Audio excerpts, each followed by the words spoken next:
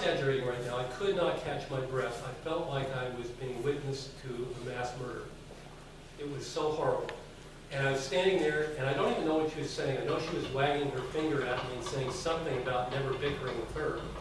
And I turned to her and I said, you know, you just made me realize that I'm part of this rapacious system that is just devouring this planet, and I can't do this anymore. And of course her response was, Jim, I'm not into anything as cosmic as that. I just want to impress my friends. And we tried working with them for about another week and quit.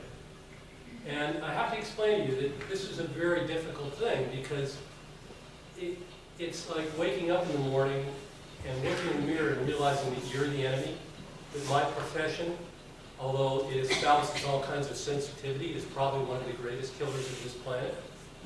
And I had this great ambivalence towards what we do as architects. It was very difficult. And we thought, oh, we're going to do urban work. Well, it's pretty hard to do urban work when you're in a boathouse on Bainbridge Island. And then we thought we'd do remodels, which we were surviving on a little bit. But I was essentially on the verge of going out of business. And then I had this couple come in. And they came in and said, you know, we just bought this property here, this little property here. And it's got this little intermittent runoff stream. It's on Blakely Harbor, and it's south facing. And we've been working very hard with the county, and we've got permission to clear cut it and to put the stream in a culvert. And we heard you were a good architect, and can you do a nice little colonial for us? And I said, no. And of course they were shocked, because every architect wants every commission that ever walks in their office. And they said, why? And I said, because you're killers. And they said, what? And then I just started berating them for what they'd done. Because by the very act of getting permission to put this stream in a culvert and cut down that property, they were essentially condemning this property. And I remember them walking down our staircase backwards as I was yelling at them as they left. And then, you know, I thought, there's really a shrewd businessman in me. So in any case, about a month later, they came back. They came back and they said, you know, you really made us feel bad about what we did. And I said, yeah, that was my intention. And they said, you know, we found the perfect little colonial, and now we just have this lot for sale, and what are we going to do with it? Look, you told us what we've done wrong here. And I had a buddy, a guy named Gil Cool, who was a developer, a poker buddy, actually, played poker together. And I had just read a book by a guy named Barry Lopez. Anybody in the room ever read any Barry Lopez? Nobody? He and John McPhee are considered really the top naturalist writers in North America, the continent. And you ought to read his work if you get a chance. But I just read a book by him called Arctic Dreams. And it was actually a Pulitzer Prize winner. And it was just a monograph of the food chain of the high Arctic, which includes people. And the one thing I got out of it was that people treat land the way they perceive it. So when Inupiats will see plenty in the high Arctic, white people were starving to death because they didn't see the land properly. So it came on us, and this is a discussion between myself and my partner Bruce Anderson, if we did a building that so little damaged the land, that's so well fit, would it culturally leave clues to the next person who comes from California or Texas, wherever these people come from? Would it give them clues on how to treat the land better? And why don't we try to do a building like that? So I talked my buddy Gail into buying the property, and we built this building, okay? We built it as a bridge across the stream. This is a really long time ago. This is like the early 1980s. And the other thing I realized at this point was that when you construct buildings, the building site has a tendency to grow about a foot a day in diameter. That is, you dig a hole in the ground and you have excavation spoil. The spoil sits on the ground and kills that ground, and you have to get around it.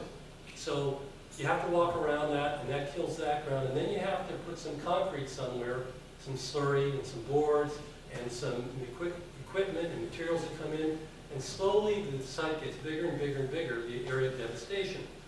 And in the end, you have this beautiful architectural monument sitting in a small nuclear blast that you have to then go and landscape.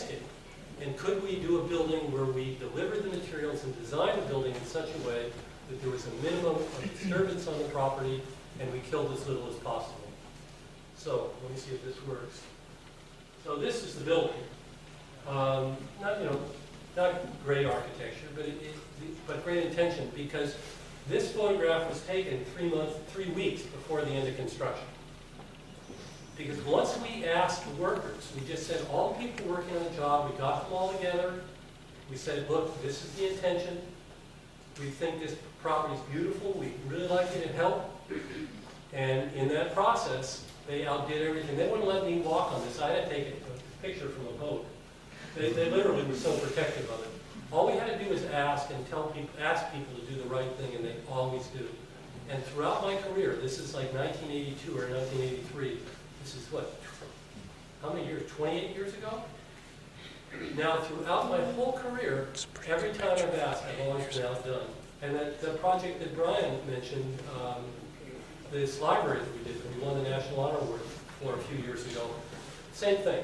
Got everybody together. They did a better job than I could possibly have asked them. Okay, so I'm going to skip over about another 10 years worth of work and go to this project. Now, in 1990, I got a letter in the mail from a really rich guy, Bill Gates. Okay, and he's really rich, and so it was an invitation to compete to design his house, and we were about a week into putting together all of our information, and I get a call from my old mentor and friend, Peter Bowen Sawinski Jackson. He just won the gold medal last month from the American AIA. And he says, Jimmy, he's the only guy that my dad called me Jimmy. And he says, Jimmy, I just got an invitation to work on a really big project for a really rich guy in the Northwest. Would you be interested in being my local associate? And I said, does his last name start with a G, Peter? He said, oh yeah, it does. I said, well, Peter, I'm your competitor on this one.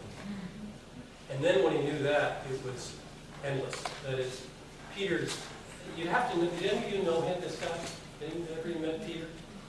He's really brilliant. He's probably one of the finest architects I've ever met in my life. But he's a soft steam roller. He's relentless.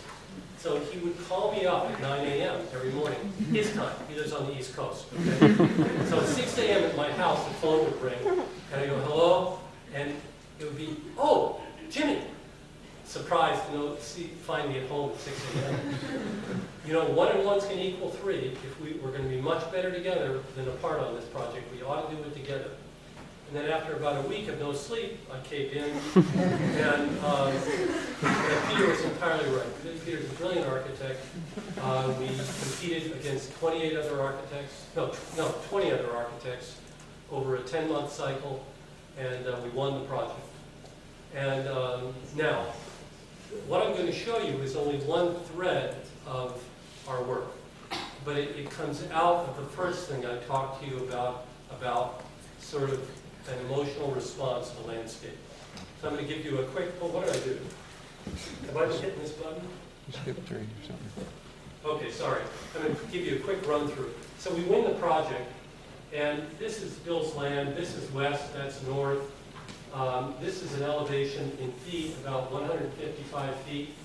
The lake that he lives on, which is an urban lake in Seattle, it's a 20-mile-long urban lake, is down at elevation 16, so there's a considerable drop between these 2 points.